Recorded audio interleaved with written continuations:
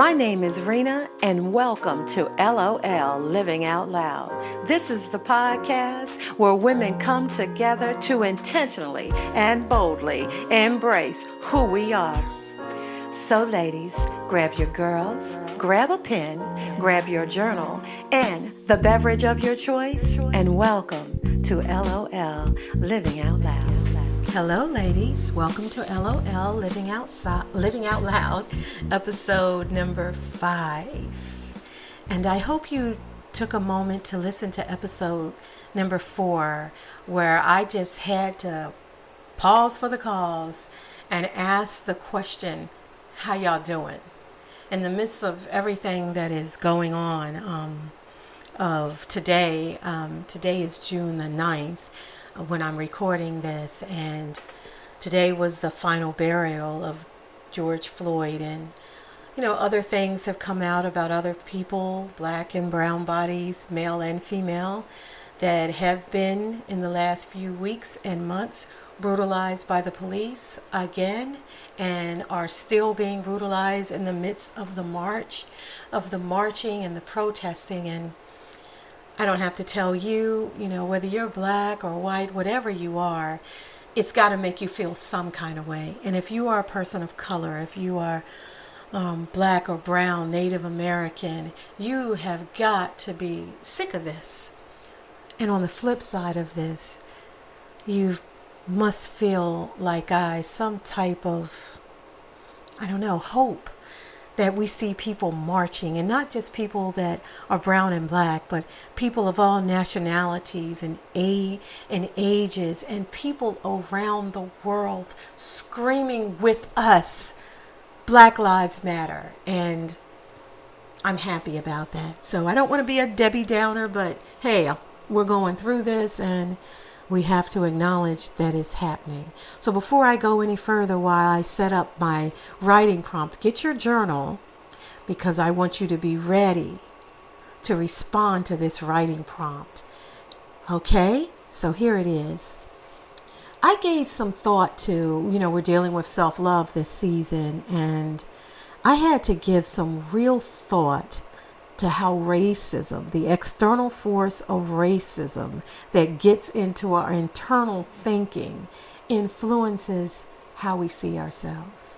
If we think we're worthy or good enough, or can we ever be that or do that? And a lot of the answers to that question is going to be contingent upon your age. And so that this is generally, I know I've invited the 50 plus ladies, you know exactly what I mean.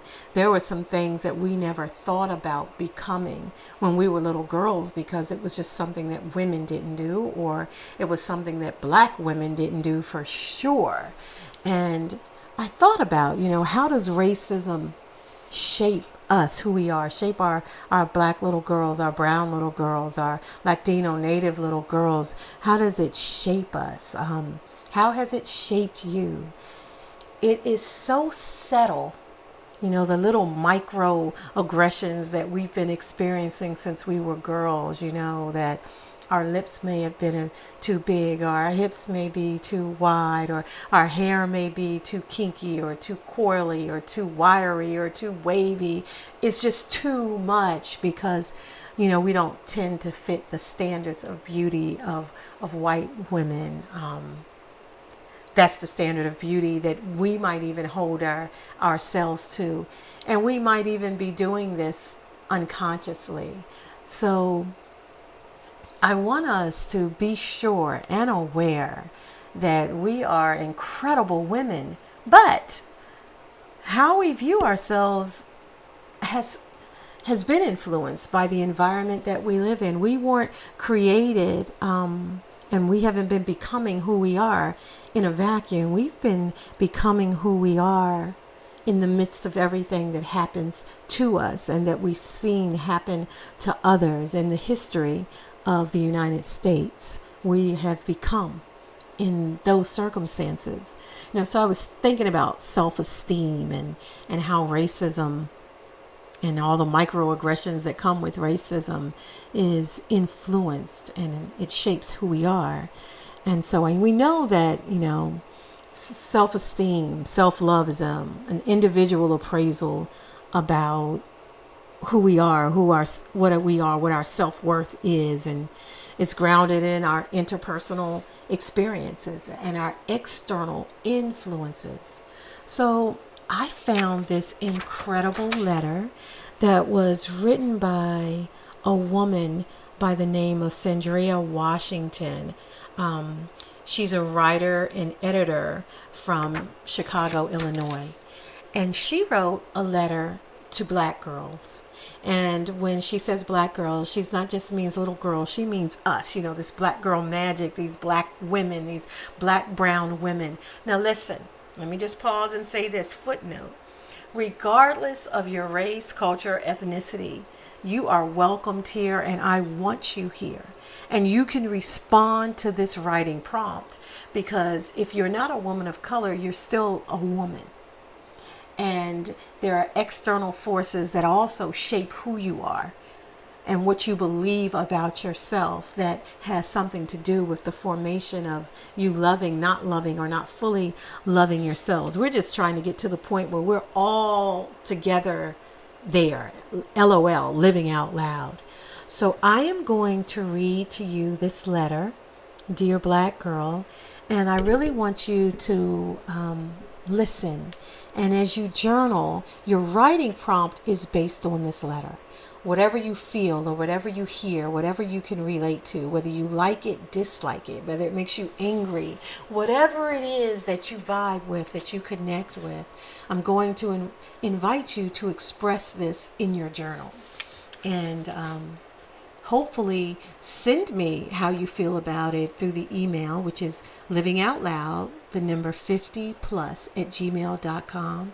You can write me an email, or you can record me a voicemail, and I'll be happy to read it on the podcast. But here is the letter. Let me adjust this light. And by the way, you might hear a fan in the background. I'm a woman of a certain age, and it's hot in here, and I'm going to need this fan. So I hope the sound is not bothering you. But here it goes. Dear Black Girl, they talk so much about you, but I am blessed and grateful for the chance to talk to you. I almost didn't want to write this letter. I wasn't sure what to say. Do I have anything of value to share? Anything inspiring or impactful to say? Will my letter be good enough? Am I good enough? Good enough. 2 words. One feeling that's been haunting me since I was a black girl. Never quite knowing if I was good enough. The world I grew up in made me feel like I wasn't. Too tall, too skinny, hair too nappy, lips too big, family too poor, daddy too gone. I retreated inside myself. I wish anyone had written me a letter to help draw me out. As I've gotten older, I've learned it doesn't help me to be resentful and bitter about the past. Instead, I can live a new story and focus on giving what I didn't get. You deserve this letter. You deserve to know the truth about who you are sooner rather than later. You deserve not to have to go through life fighting others and at times fighting yourself. You deserve to have people fighting for you and cheering you on. Trust me when I tell you there are so many women, your big sisters, fighting for you, cheering you on, praying for your elevation and protection, holding space for you, clearing the way for you. Most important of all, looking up to you. Yes, I look up to you. You represent all the hope and the promise of what it means to be a free black girl. You are that black butterfly that can soar to the highest heights and not be weighed down by the things designed to break you. You are the one who can know right now what it means like to love your skin, your body, your voice, your smile, your hair, your ideas, your walk, your you. Knowing all of that is power. And you can take all of that power to change the world. Shoot, you can make your own world with the kind of power, that kind of power.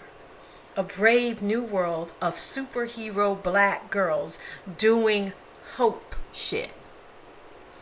Black girl, I want you to know that you are resilient for a purpose. Your shine is brilliant for a purpose. Trust yourself. Protect your heart. Make your physical, emotional, and mental health a priority. It's okay to cry. It's okay to scream.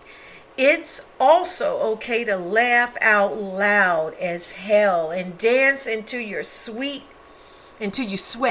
your hair out. All women aren't catty and petty.